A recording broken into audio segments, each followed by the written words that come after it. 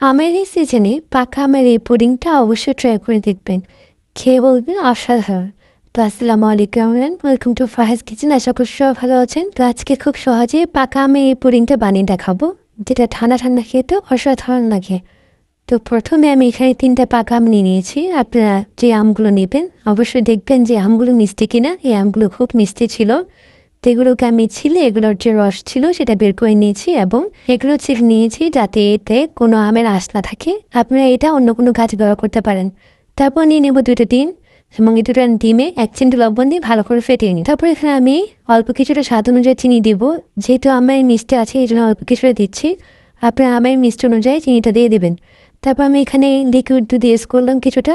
তারপর এটাকে ভালো করে ফেটিয়ে আমরা যে আমের পিউরিটা বের করে রেখেছিলাম সেটা দিয়ে দেবো। তো এখন আমি এটা সম্পূর্ণ দিয়ে ভালো করে মিক্সড করে নিব। তো এখানে আমি একটু টেস্টের জন্য গুঁড়ো দুধ ইউজ করেছি একটু।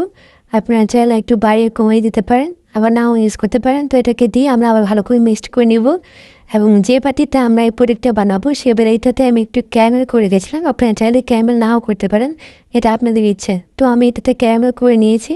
তো একটু পরে নিয়ে এটা দিয়ে আমি এখানে 40 থেকে 50 মিনিট স্টিম করে নিব এবং এখানে আপনার যখন নামাবেন তখন একটু ঠান্ডা করে ফ্রিজে কিছুক্ষণ রেখে দিবেন।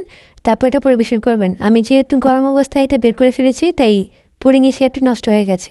তো তৈরি হয়ে গেল আমাদের পাকা আমের পুডিং, অসাধারণ খেতে এবং এটা ঠান্ডা ঠান্ডা পরিবেশন করলে অসম্ভব মজা লাগে। অবশ্যই বাসায় ট্রাই করবেন। ভালো থাকবেন, সুস্থ থাকবেন। দেখা হচ্ছে নেক্সট কোনো ভিডিওতে। আল্লাহ হাফিজ।